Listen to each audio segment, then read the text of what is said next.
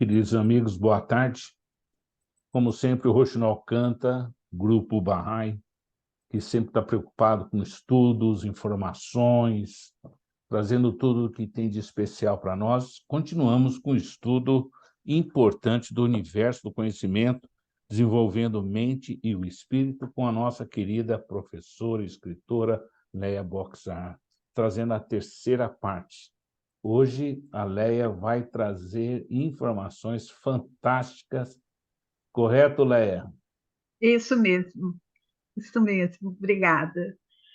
Se você quiser já Antes de eu programar. abrir a minha apresentação, eu queria dizer que na primeira palestra a gente trabalhou o conceito de conhecimento, principalmente apresentados por Abdu'l-Bahá, né, do conhecimento humano.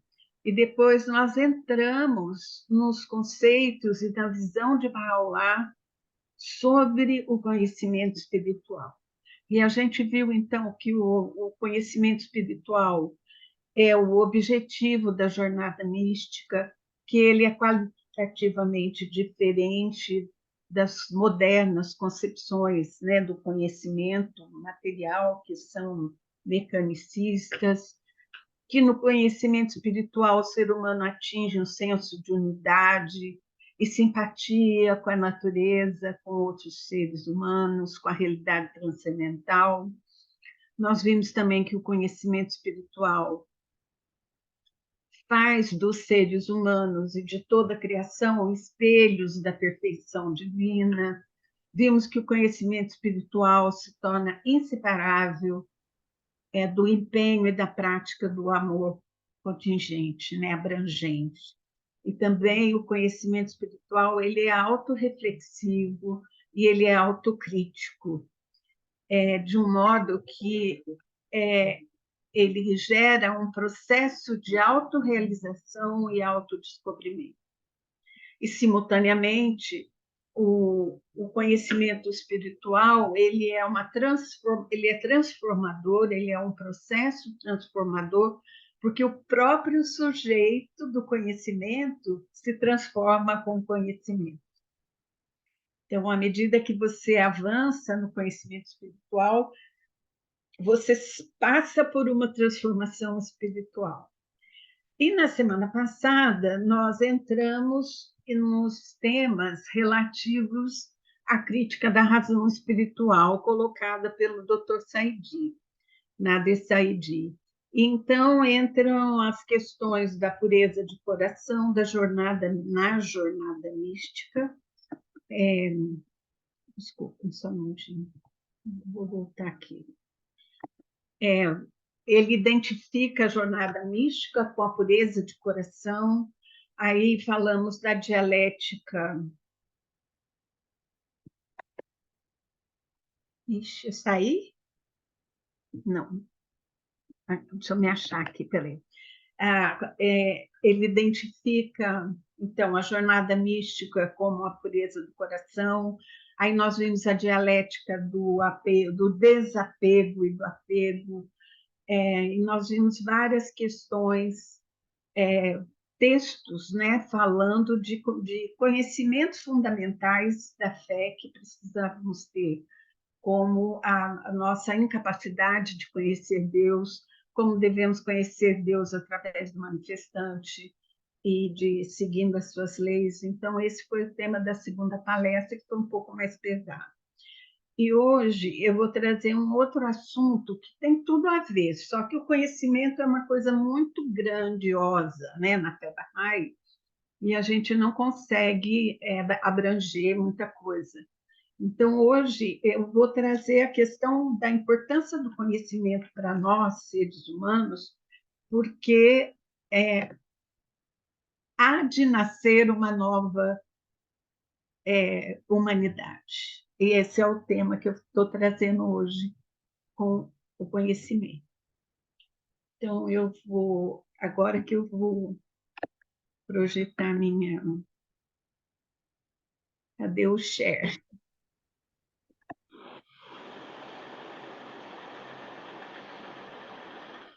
Sim. Ok. Aquele verdinho lá embaixo. Peraí que eu já vou abrir. Abrir. Ok. Share screen.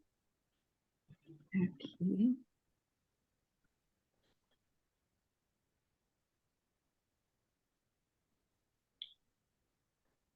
Não é essa.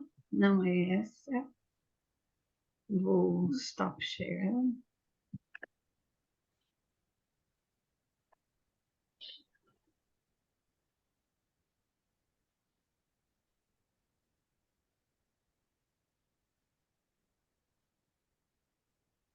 Ok.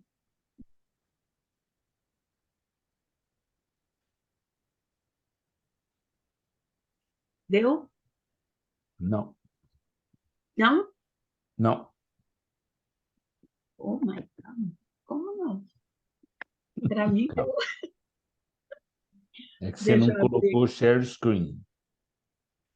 Eu não coloquei? Você abriu só.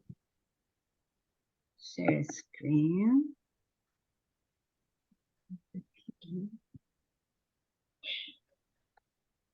Já vou. Paciência aí comigo, já já. Temos Eu paciência. resolvo tudo. Com certeza.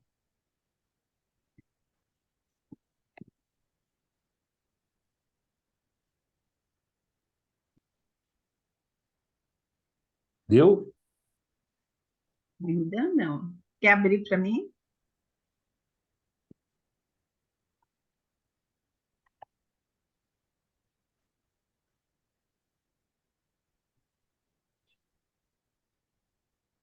Ih, estou apanhando, João Davi.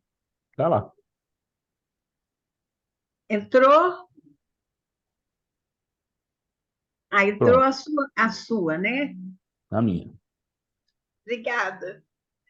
Para variar, né? Para variar. Ah, querida, faz favor. Tá bom. Então, vamos lá. Então, hoje a gente vai falar sobre a fé Bahá'í, uma nova visão do mundo, da religião e do ser humano.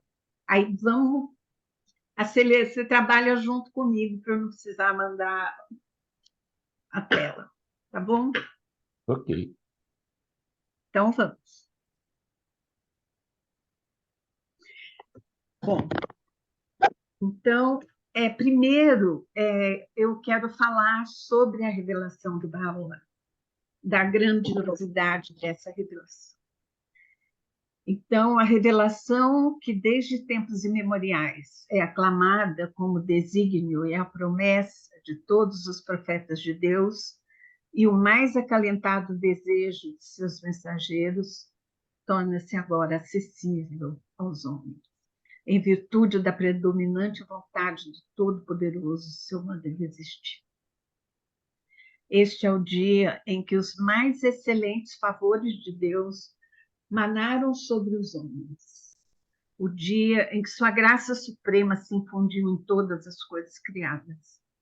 A alma de todo profeta de Deus, de todo mensageiro divino, estava sequiosa de atingir esse dia maravilhoso.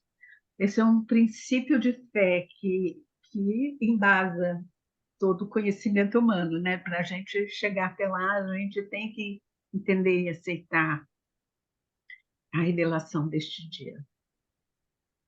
Esse texto está no livro A Revelação Bahá'í, nos parágrafos 1 e 2. Vamos em frente. É mais um texto sobre a revelação. Grande verdade é este dia.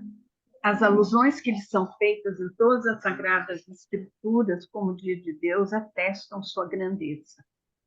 É dever de cada um apagar da tábua de seu coração o traço de toda palavra vã e com mente aberta e imparcial, fixar os olhos nos sinais de sua revelação, nas provas de sua missão e nas evidências de sua glória. Então, aqui a gente relembra o que nós falamos antes sobre a questão do desapego e apego, né?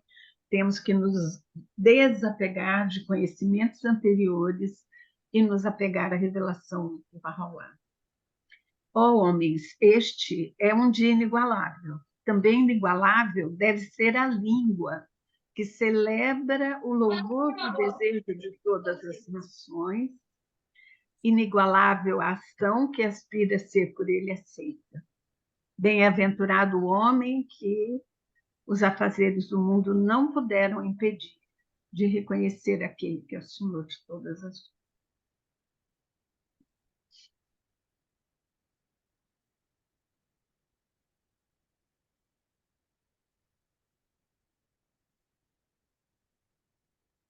Bom, então, a revelação de Bahá'u'lláh, ela tem um caráter criativo e inovador. Ela é muito diferente. Por quê?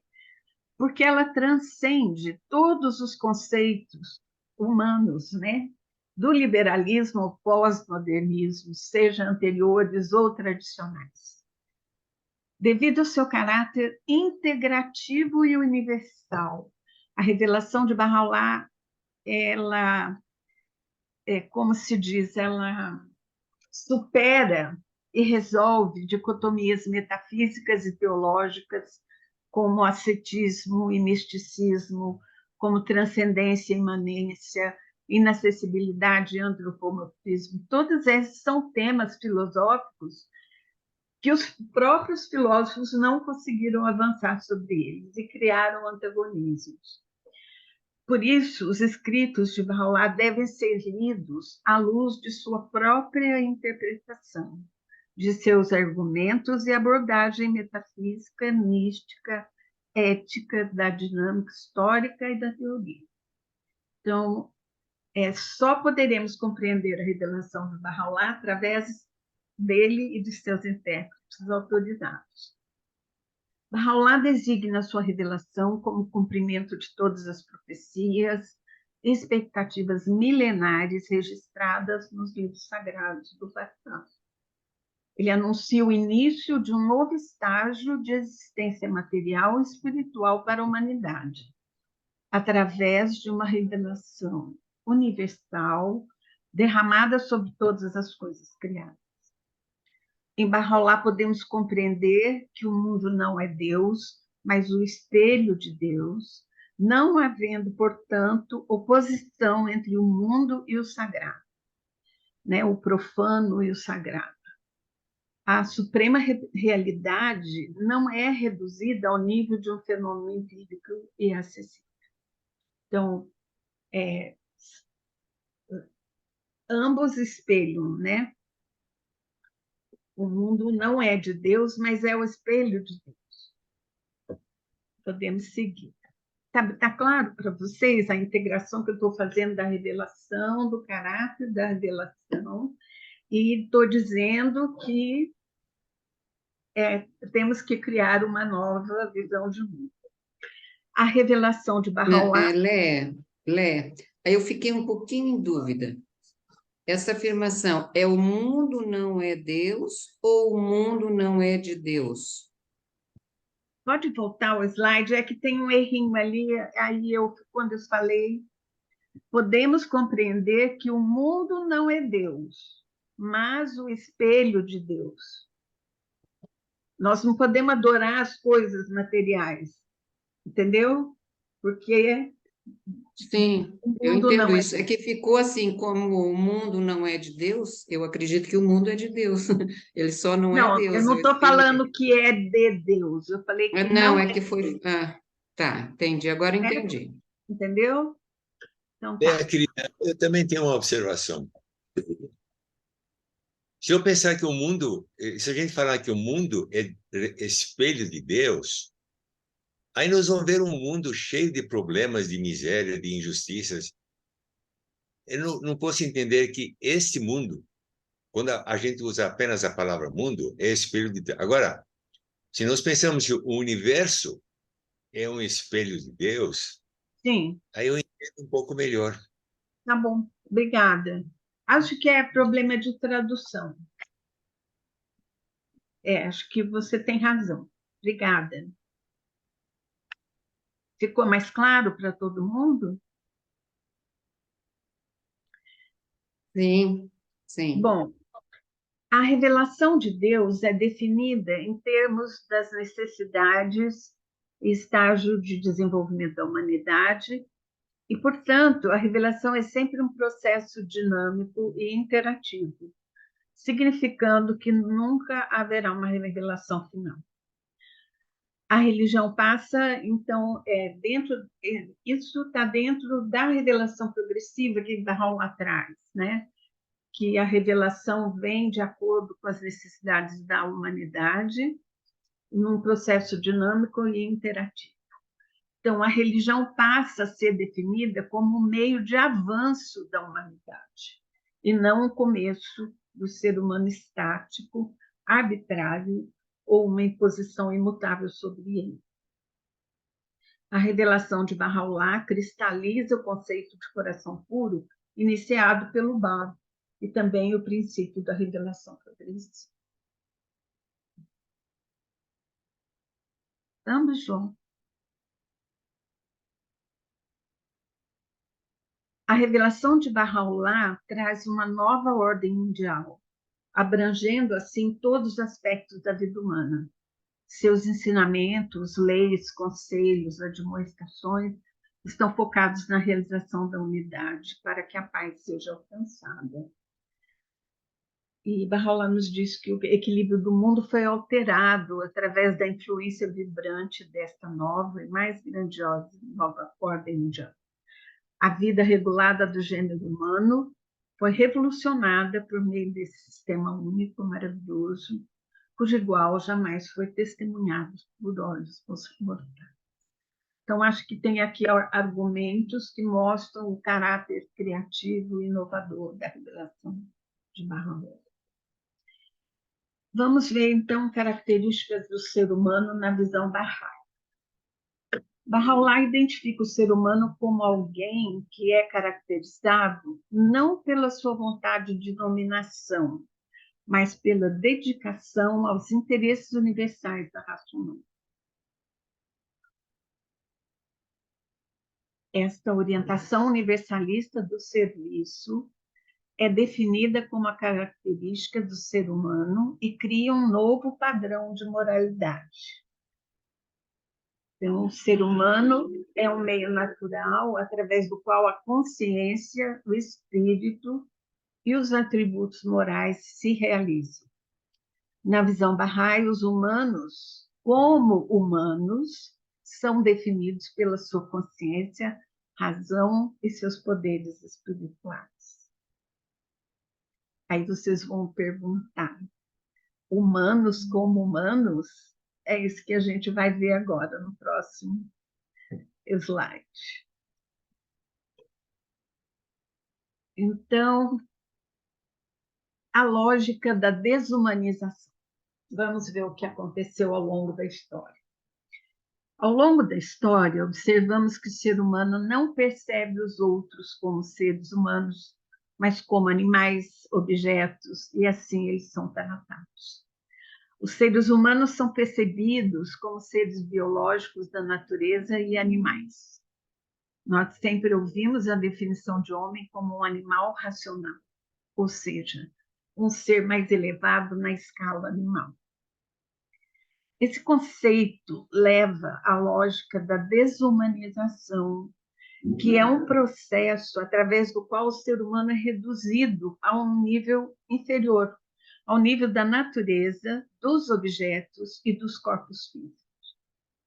Uma investigação das várias formas de opressão na história humana demonstra que a maioria das formas de opressão são produtos dessa redução do ser humano ao nível da natureza, quando eles, então, são tratados como objetos e animais. Todos esses argumentos são do Dr. Nader Saidi, não é coisa minha. Vamos em frente. Por exemplo, formas de desumanização, né? Vamos dar vários exemplos. O sistema de castas da Índia representa uma forma de organização e cultura de classes e status desigual e acho que a mais extrema existente no planeta, porque ela reduz os seres humanos ao nível de suas características biológicas e naturais.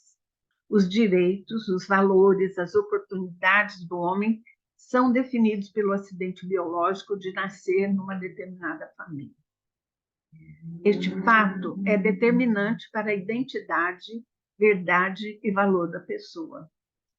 O que falta nesse sistema é a consciência do ser humano como ser espiritual, com consciência e razão. E em qualquer sociedade na qual o destino dos indivíduos seja fortemente determinada pela posição e classe do pai, é definida como uma sociedade desumanizada, porque não são tratados por suas características humanas. O racismo é outra forma de desumanização. É primariamente uma forma de cultura e de consciência que reduz o valor, a identidade e os direitos sociais de um ser humano pela cor de sua pele. Vamos ver mais formas de desumanização. O patriarcado é outra forma universal de desumanização. É uma cultura sistemática de desumanização, onde o valor, os direitos humanos são determinados pelo específico fato biológico de ser homem ou mulher. O patriarcado significa uma inabilidade sistemática de reconhecer os humanos, como seres espirituais. A escravidão é outra forma de desumanização extrema, tendo existido tanto no Oriente como no Ocidente e ao longo da história, né? Nada mais é do que a redução do ser humano ao nível de um objeto desprovido de desejo e consciência, que pode ser possuído e tratado sem o seu próprio consentimento, simplesmente pelo desejo do seu dono. Outra forma deste processo de desigualdade e opressão, que nem costumamos perceber, é a cidadania nacional. Hoje, se uma criança nasce em um país rico, ela terá assegurado vários direitos, os quais definirão seus aspectos de acesso aos recursos do mundo. Se por puro e étnico acidente nasce em um país pobre, será privada do acesso a vários recursos e pode nunca ter oportunidade de escapar da pobreza. Por favor. Tradicionalmente, a religião foi percebida como uma imposição arbitrária da vontade divina. Por exemplo, a lei da apostasia, Etidá, é uma forma extrema de desumanização religiosa. Essa lei foi praticada desde os tempos medievais e também foi praticada pelos judeus, cristãos e muçulmanos. Hoje em dia, se alguém, numa família islâmica, decide mudar sua religião, deverá ser morto. Em outras palavras, usar a própria razão e consciência torna-se, em última análise, um crime punido com morte. O materialismo ocidental, ele celebra sua racionalidade materialista, opondo-se à abominável violência contra todos os princípios, opondo-se à violência contra todos os princípios básicos dos direitos humanos cometidos pelos fanáticos tradicionalistas. E estes, os tradicionalistas, condenam o colonialismo dos ocidentais.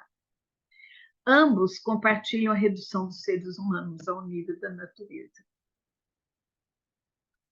E temos uma outra forma de desumanização, que é o militarismo, que é uma forma muito egoísta, representada por uma cultura na qual o sistema militar prevalece na política e na visão social, e é uma ameaça à liberdade e à existência da raça humana. Foi considerado por Bahá'u'lláh como consequência lógica de uma forma de modernidade que é particularista quer dizer egoísta, e reduz a humanidade ao nível da natureza do ser material. Então, dá para responder humanos como humanos, porque aqui nós temos uma visão de humanos como não humanos, né? Vamos para frente? Então, vamos continuar nessa jornada. As escrituras Baha'is trazem uma visão diferente. A nova concepção do ser humano nas escrituras de Baha'u'lláh eleva-o à posição de dignidade. O homem pode ser emancipado do cativeiro do mundo da natureza e, através do amor à humanidade inteira, pode alcançar a verdadeira honra e glória. A luta pela existência, que é uma característica do reino animal, também é característica de todas aquelas situações que nós colocamos. A luta do ser humano, na visão Bahá'í, não é outra senão a luta contra todas as várias formas de preconceito. É através do preconceito que os humanos agem como bestas e brutos. O preconceito é a última fonte de violência e opressão, uma forma de cultura que é regulada pelo princípio da luta pela existência. Então, sempre eu sou melhor que o outro, né? Portanto, a realização da verdadeira liberdade e atingimento de uma cultura baseada na dignidade humana é contingente à remoção de todos os tipos de preconceito. Daí que precisa nascer um ser humano diferente. Então, vamos em frente. Aí, voltando, né, à pergunta, e quem é o ser humano na visão Bahá'í, para completar, é um princípio moderno revelado por Baha'u'lláh e presente em seus escritos, é a definição do ser humano no qual ele discute a verdadeira base da honra, da moralidade e da identidade. Então, Baha'u'lláh diz, é ser humano verdadeiramente aquele que hoje se dedica ao serviço da inteira raça humana. E Baha'u'lláh traz, então, aqui um conceito absolutamente novo, né? que implica no coração puro, no desapego e apego, no desprendimento, na humildade que vem de quanto mais conhecimento, mais humildade e reconhecimento. E então a revelação de Baha'u'lláh traz uma nova visão da posição do ser humano. Será necessário criar um novo homem livre deste processo de opressão demonstrado como desumanização. Nesta declaração, uma interpretação social e política do darwinismo, que considera a sociedade humana como uma selva pela luta pela existência, é substituída por Baha'u'lláh, né? Por uma consciência da unicidade da humanidade, uma atitude de serviço a todos os seres humanos e um novo senso de moralidade que não é baseado em laços sanguíneos, familiares ou de convivência.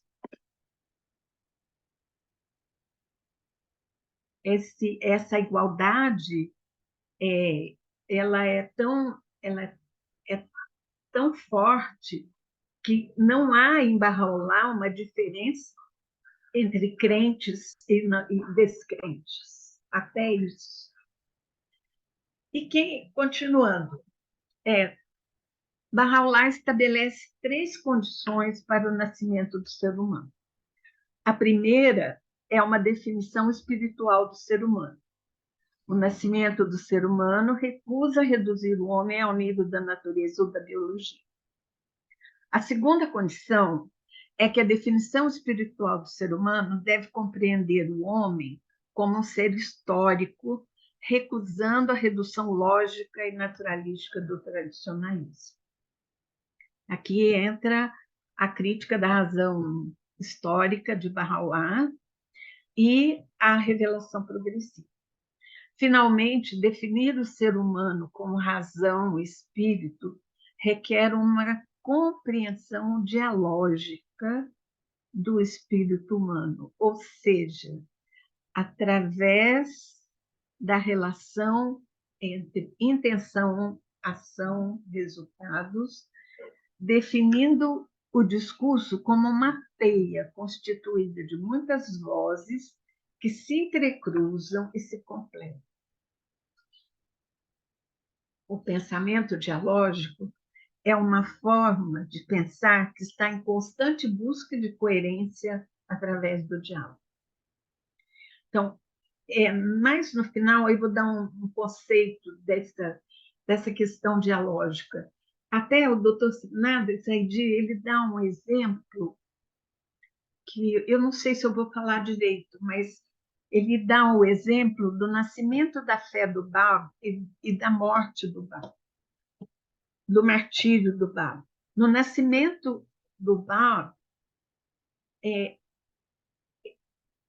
o nascimento da fé, né, do Bab, ela se inicia com um diálogo entre Mullah Hussein e o Bab. E no martírio, o diálogo do Bab é com aquele jovem que morreu junto com ele, que também representa essa questão dialógica, que é uma coerência através do diálogo. Vamos em frente, a gente vai compreender melhor isso.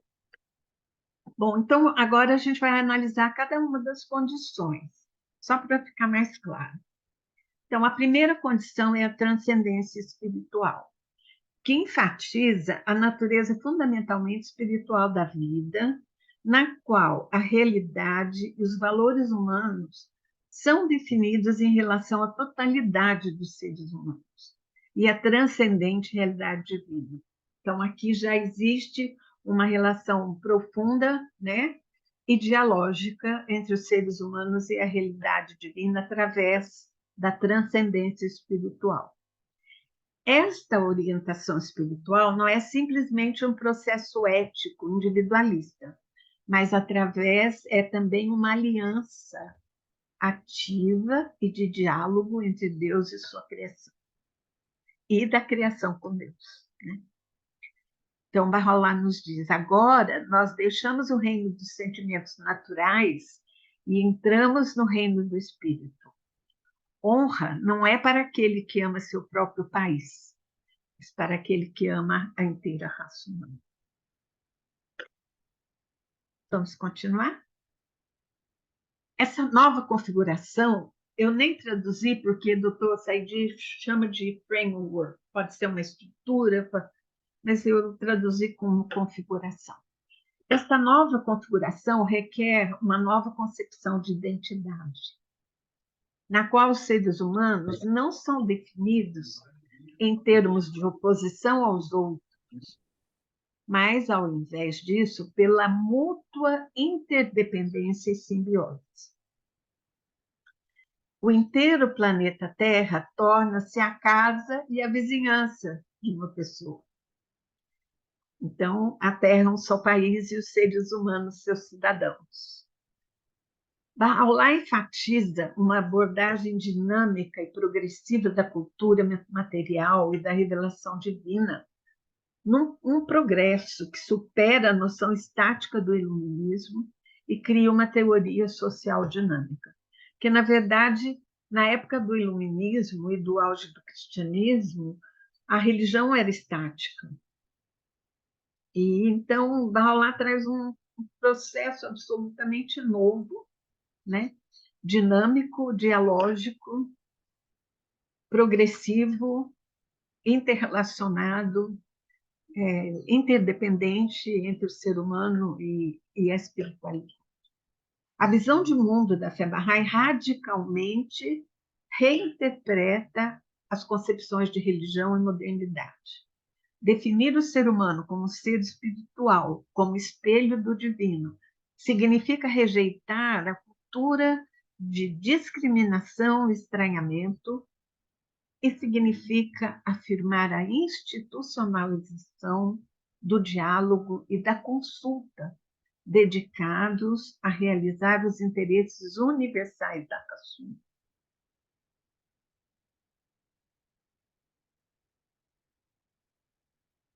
Agora vamos para o segundo argumento, né, pela segunda condição, que é a consciência histórica.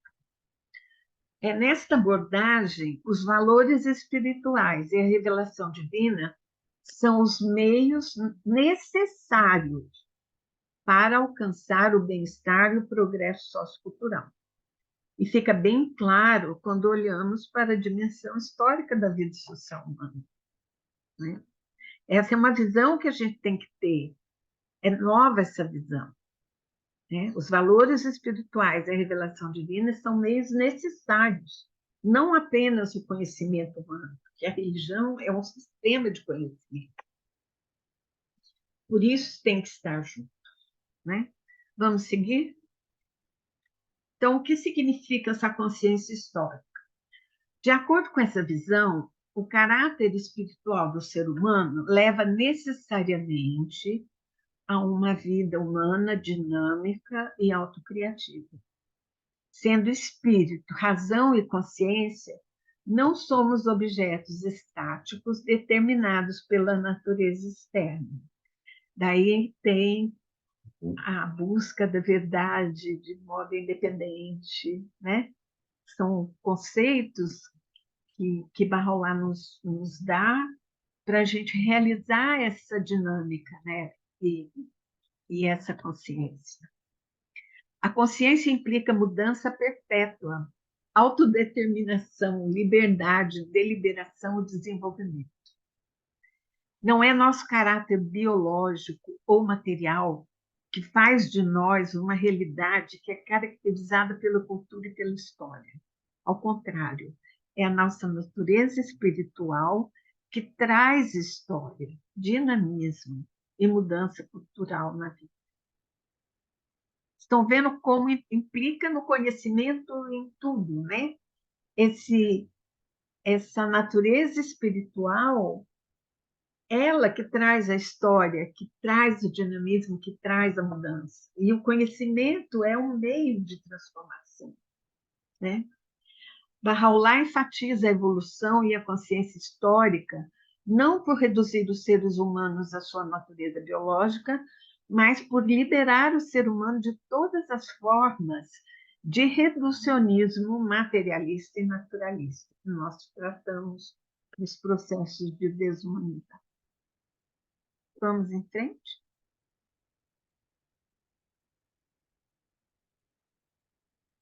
O oposto da consciência histórica é a ideologia do tradicionalismo, que é o culto da desumanização, na qual os homens se tornam coisas estáticas que não são definidas pela sua consciência deliberativa e escolha, mas pelo seu hábito de cegueira e de adoração ao passado.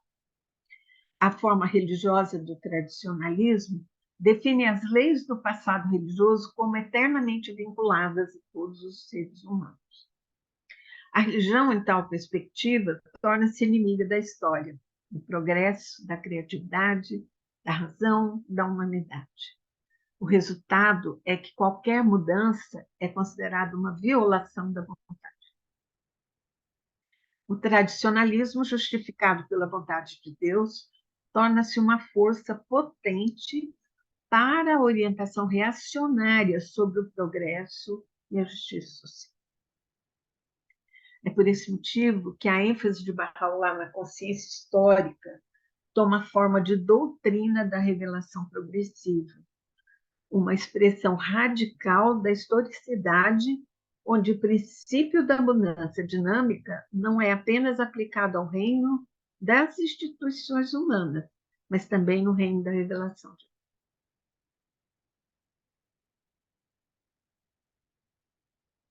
Vou tomar uma aguinha. Vocês estão gostando do que estou falando?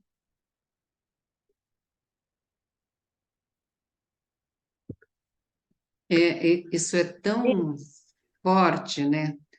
Tão profundo, e a gente fica ouvindo as análises aí dos ditos, né, eruditos, dos teóricos aí, formadores de opinião, e como eles colocam a religião ou a crença, assim, não todos, claro, mas muitos eu tenho visto isso, até aquela questão de continuar considerando o homem como animal irracional, né? Pessoas assim, de tanta informação, e repetem isso. E outra coisa é, como agora está na pauta a tolerância, a não discriminação, aí eles também colocam a religião assim como a cada um tem o que quiser, pensa o que quiser e É crê o no que quiser. relativismo, né? Isso se É, chama relativismo. e assim, mas a gente percebe lá no fundo, que é apenas porque está na pauta. Então você tem que ser correto, né? Em todas as questões. Mas assim, eu vejo que eu sinto que eles colocam a religião assim, como aqueles, claro, que não são, que não têm uma crença em Deus, assim, que coloca assim como se fosse um apêndice, né? Como se fosse alguma coisa que a gente pendura ou leva como uma bolsa. Então, deixa, não pode discriminar, mas ai, dá uma pena, né, de ouvir isso tão constante aí nos meios de comunicação. Alguém quer comentar?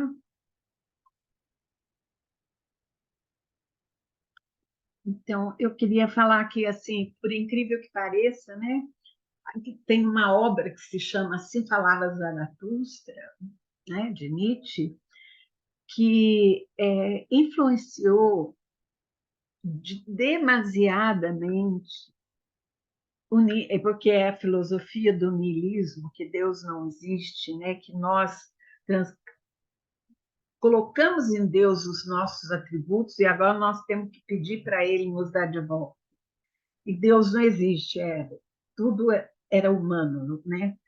E a influência de Nietzsche vai para Marx, vai para toda a filosofia, para o positivismo, e aí vem trazendo essa filosofia do liberalismo, em que cada um tem sua religião, tudo você pode tudo, e não há um vazio enorme na vida das pessoas de um modo geral, né? E é isso aí, é o niilismo do Nietzsche, né? Que vem historicamente. Podemos seguir? Os ensinamentos fundamentais de Bahá'u'lláh, aqueles que são usualmente chamados de os 12 princípios, e é interessante que o Dr. Said fala que, na verdade, são pelo menos 16, clamam por essa reconstrução e reinterpretação, tanto da religião como da modernidade. Alguns destes princípios diretamente referem-se à crítica do tradicionalismo religioso, que a gente acabou de falar ali atrás. Por exemplo, a unidade de todas as religiões. Aqui ele está mostrando dos temas barrais quais se referem à crítica ao tradicionalismo. A unidade de todas as religiões, a revelação progressiva, a concordância entre fé e razão, a eliminação de preconceitos, a independente investigação da verdade, a educação universal, a igualdade entre homens e mulheres, e, mais importante, a ideia de que a religião deve ser causa de unidade e paz. De outro modo, aí religião seria superior à religiosidade. Todos esses princípios diretamente mudam a concepção tradicional da religião. Todos esses princípios de Bahá'u'lláh mudam os conceitos do tradicionalismo. Agora, alguns temas de Bahá'u'lláh que mudam o materialismo. A ideia da paz universal, a crítica do nacionalismo, o princípio da unicidade da humanidade, a necessidade da educação espiritual da humanidade, o imperativo da justiça econômica, a eliminação de todas as formas de preconceito, a igualdade entre homens e mulheres, a noção de uma língua auxiliar universal, o princípio dos direitos humanos, diretamente dirigem-se à questão da modernidade e clamam por uma modernidade que seja baseada no nascimento de um ser humano como um ser humano.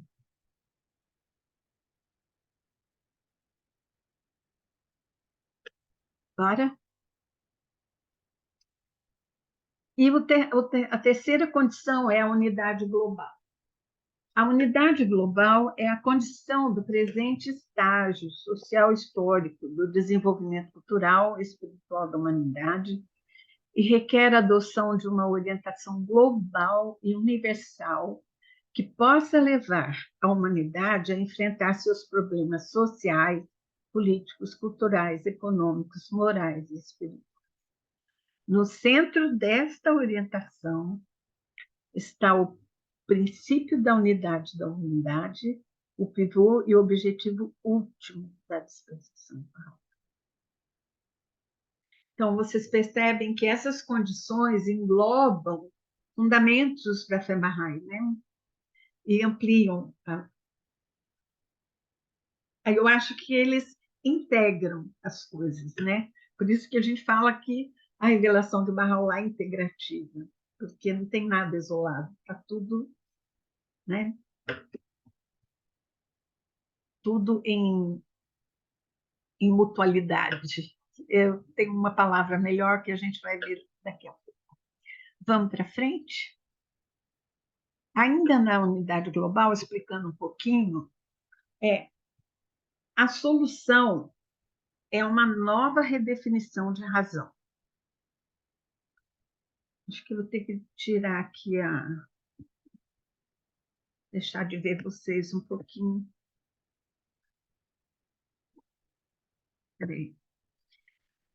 Os homens, como seres espirituais, são definidos pela razão e consciência, mas a razão é definida pela sua universalidade e transcendência de todas as formas de particularismo ou egoísmo.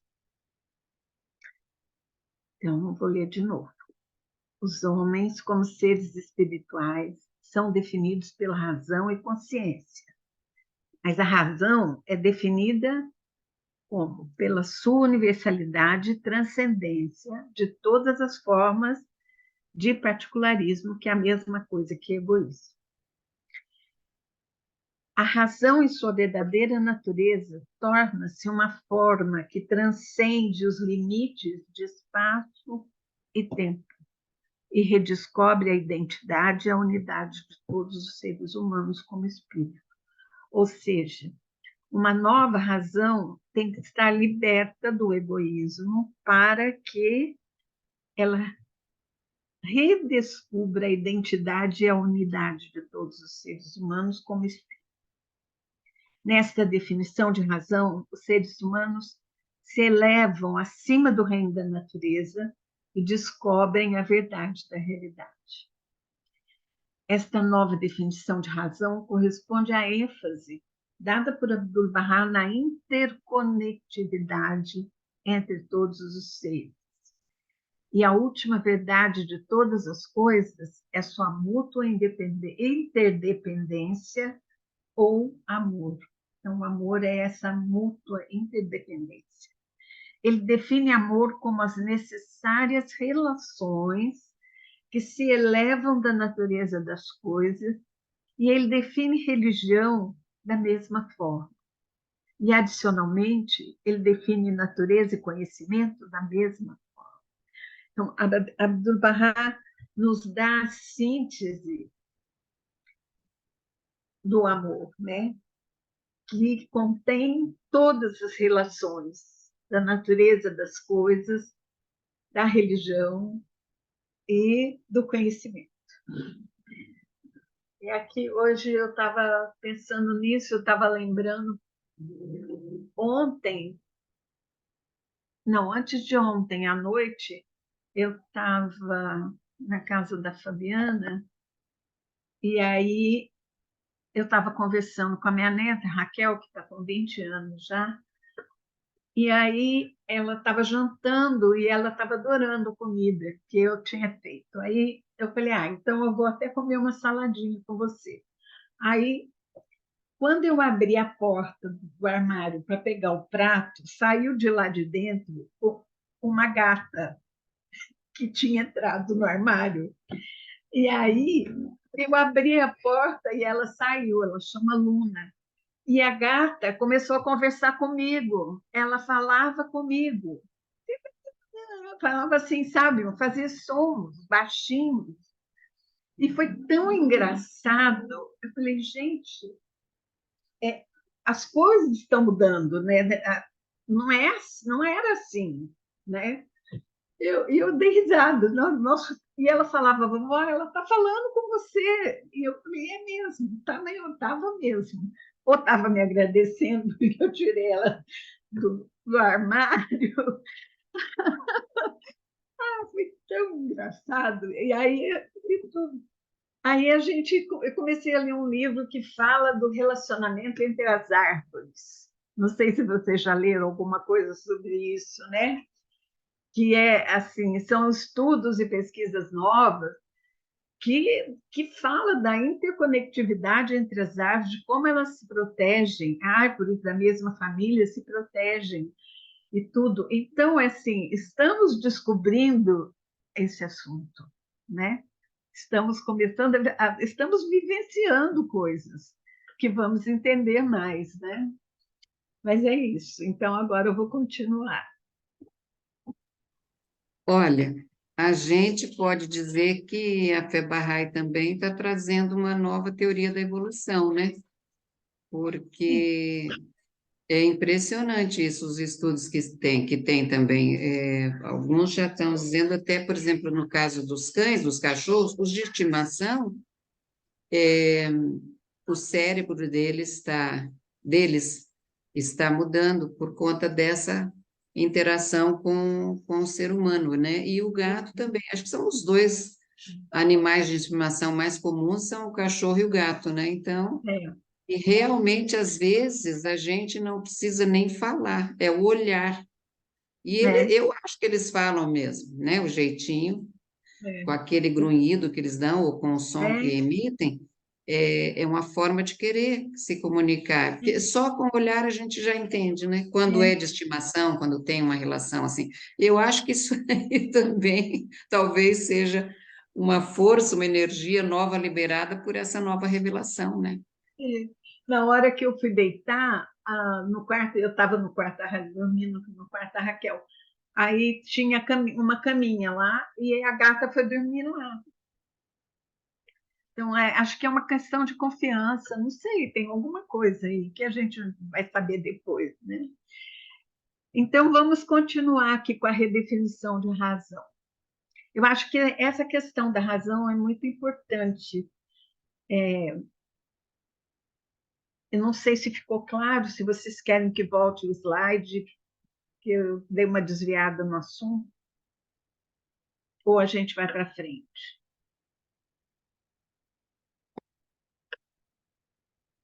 Ah, que é interessante Né? enfocar aquela definição de Abdul-Bahá. É, Se puder voltar, aí ali. Uhum. isso. Então, a, ele está dizendo que os homens, como seres espirituais, na visão de Bahá'u'lláh, né, eles são definidos pela razão e consciência. Mas a razão, ela é definida por sua universalidade, e não mais pelo seu eu, né? E transcendência de todas as formas de egoísmo. A razão, sua verdadeira natureza, torna-se uma forma que transcende os limites de espaço e tempo e redescobre a identidade e a unidade de todos os seres humanos. Então, nessa definição, os seres humanos se elevam acima do reino da natureza e descobrem a sua verdadeira realidade, né? E também descobrem a unidade entre os seres humanos, como a gente viu antes, né? Então, essa nova definição de razão corresponde à ênfase dada por Abdul-Bahá na interconectividade entre todos os seres. E a última verdade de todas as coisas é sua mútua interdependência. Então, tem aqui uma dinâmica, né, que é a conectividade, interconectividade e uma interdependência. E no amor estão as necessárias relações que se elevam da natureza das coisas e ele define religião igual como relações, como conhecimento. Agora podemos seguir, que a gente vai começar a compreender mais.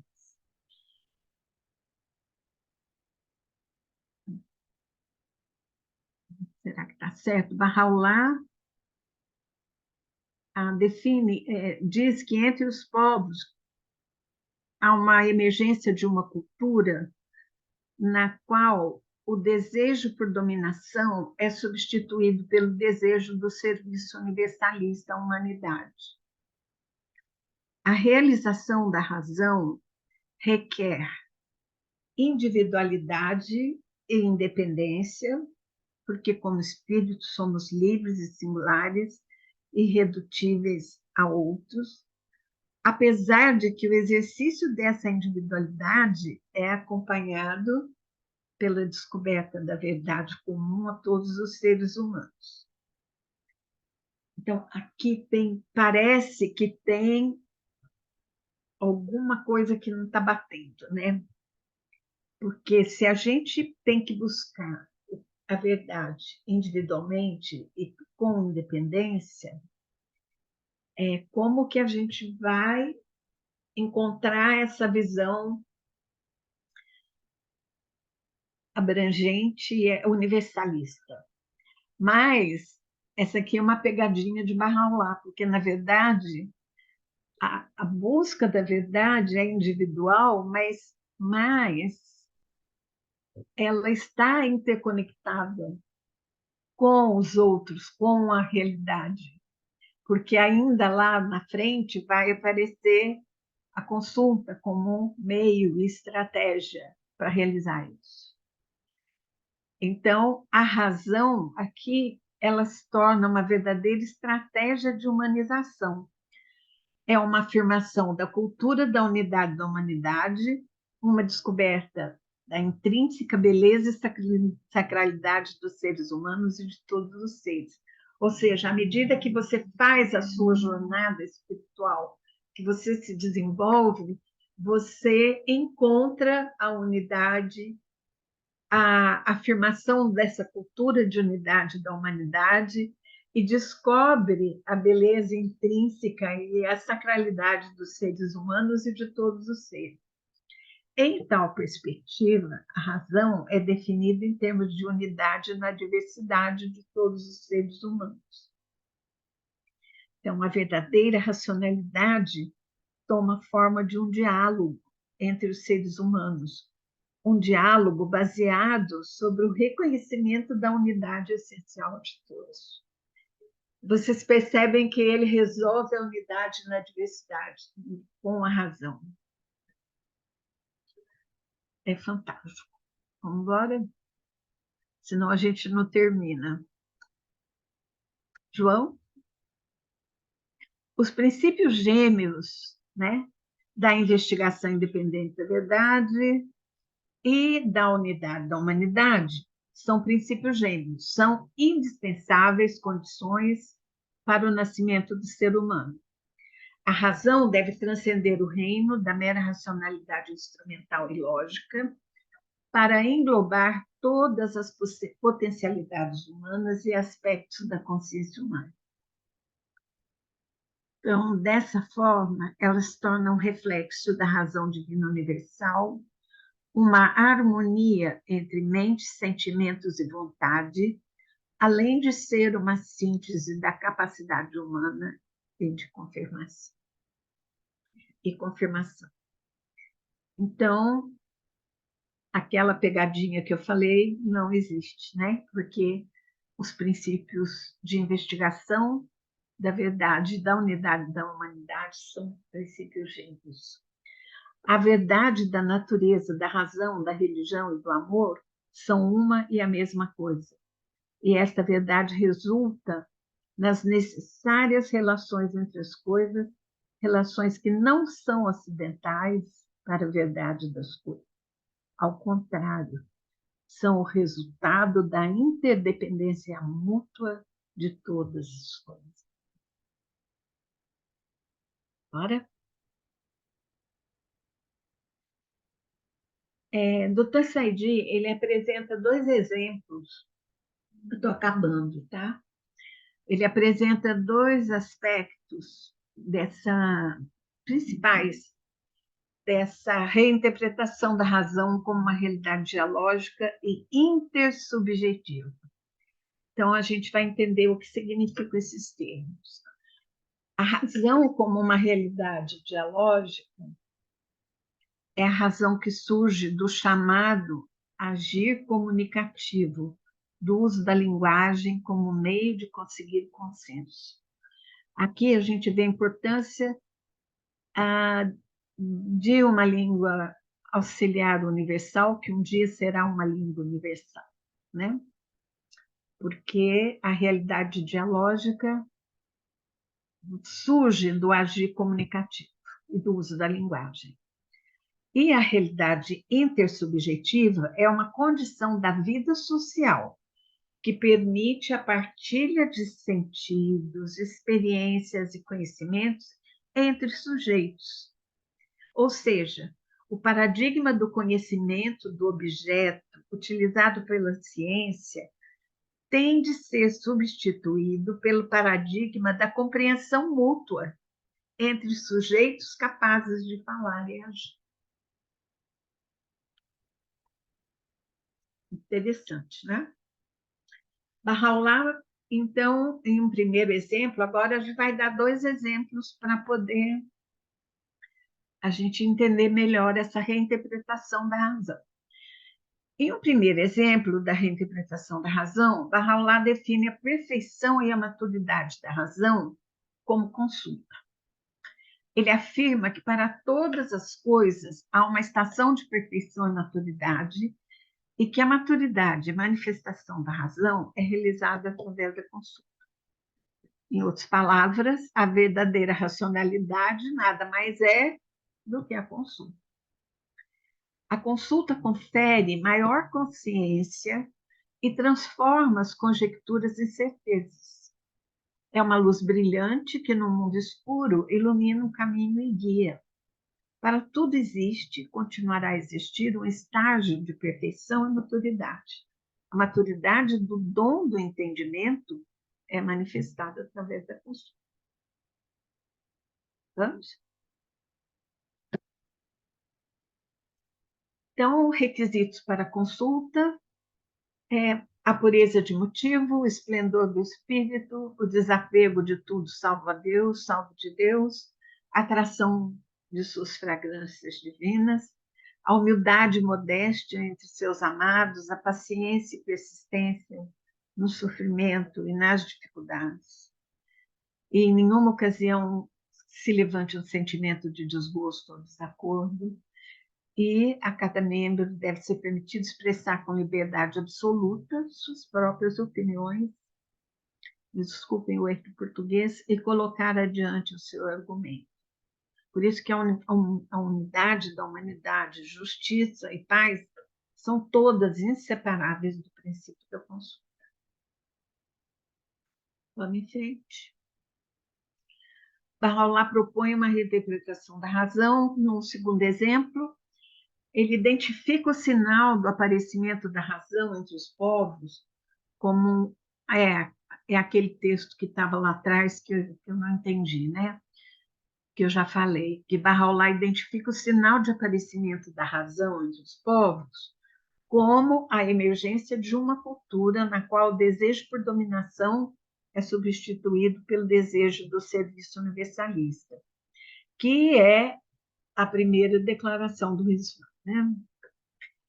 A palavra revelada é a nova visão de mundo e a nova cultura, que significa presença de Deus. Então, a palavra revelada é a nova visão de mundo que Bahá'u'lláh nos traz e a nova cultura, e significa a presença de Deus. Portanto, a palavra, a consciência e a razão definem o propósito e função da religião.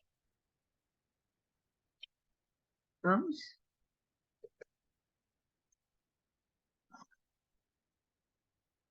A palavra revelada, já falei.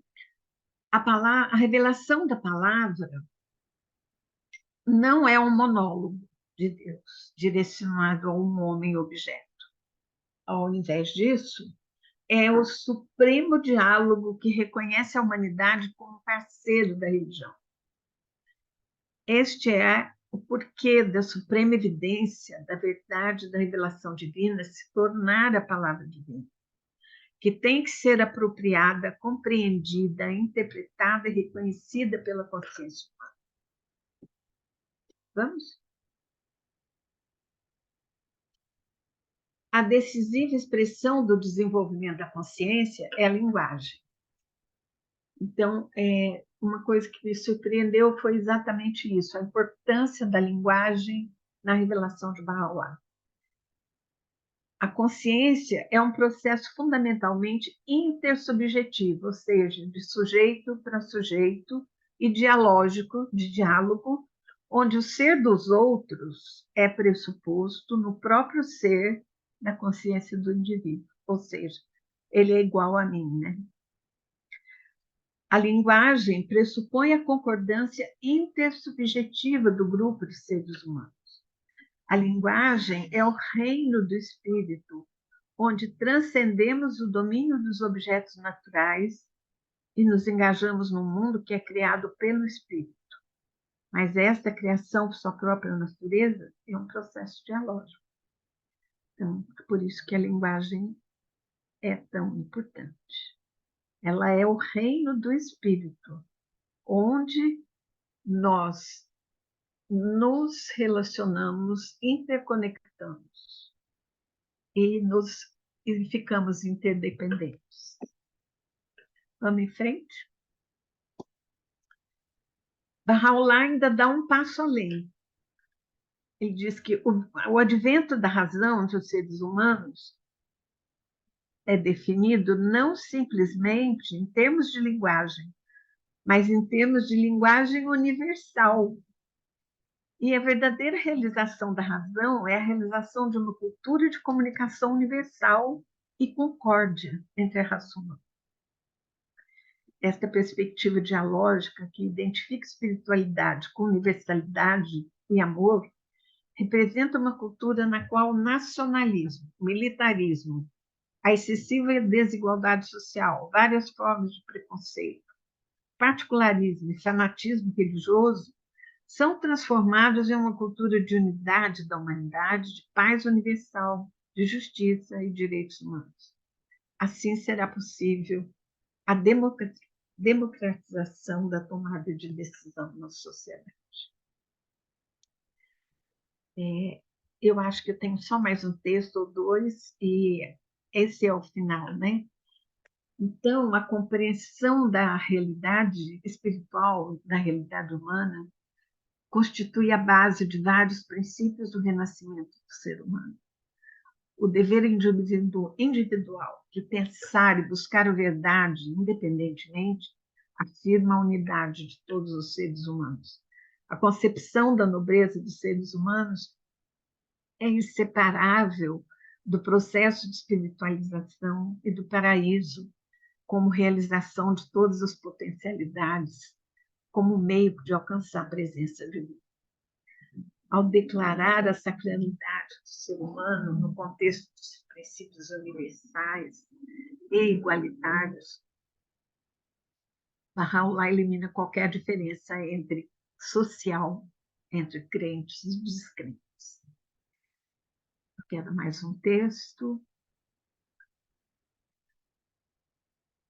Então, na Epístola de Sabedoria, Baha'u'lláh nos diz: "Sê tu como uma artéria vibrante, pulsando no corpo da criação inteira, a fim de que, mediante o calor gerado por esse movimento, apareça o que vivifique os corações, né, dos que existem." E muito obrigada. Eu tenho aqui a bibliografia. Eu trabalhei com esses textos de Dr. Saidi, Logos in Civilization, Spirit, History and Order in the Writings of Baha'u'lláh, que é um livro publicado pela Universidade de Maryland. Tem um artigo de Baha'u'lláh e Human Nobility, no jornal Baha'i Studies, e The Birth of the Human Being. Esses textos estão acessíveis, né, na internet, e o Google está fazendo uma tradução muito boa, se vocês quiserem lê-los na íntegra. Eu gostei da tradução do Google. Muito obrigada. Espero ter trazido alguma coisa positiva, interessante para vocês. Querida Leia, parabéns. Lindos textos, complexos. Confesso a você que eu gostaria que você fizesse mais 2 apresentações para a gente entender tudo direitinho, porque é muito profundo. São alguns textos que mexem muito com o nosso dia a dia, mexem muito com a nossa atitude, não nos deixa ser como éramos após a sua palestra. A gente tem que mudar. Parabéns, Leia. Muito obrigado. Foram 3 palestras fantásticas, Leia. Parabéns. Estou muito Obrigada. satisfeito de estar aqui contigo hoje, viu? Muito obrigado. Eu tenho que agradecer o meu amigo Chafa, que leu um trabalho que eu fiz sobre conhecimento e acabei me estimulando para fazer essas palestras. Obrigada. Viu, Chafa? Leia, querida, o Olha, Leia, Rochinol canta, sempre fica emocionado. Eu tenho certeza que esse passarinho está cantando muito forte, mas muito forte mesmo, porque, sabe, o conhecimento, a informação nos faz sermos diferentes. Obrigado, viu, Leia? Imagina.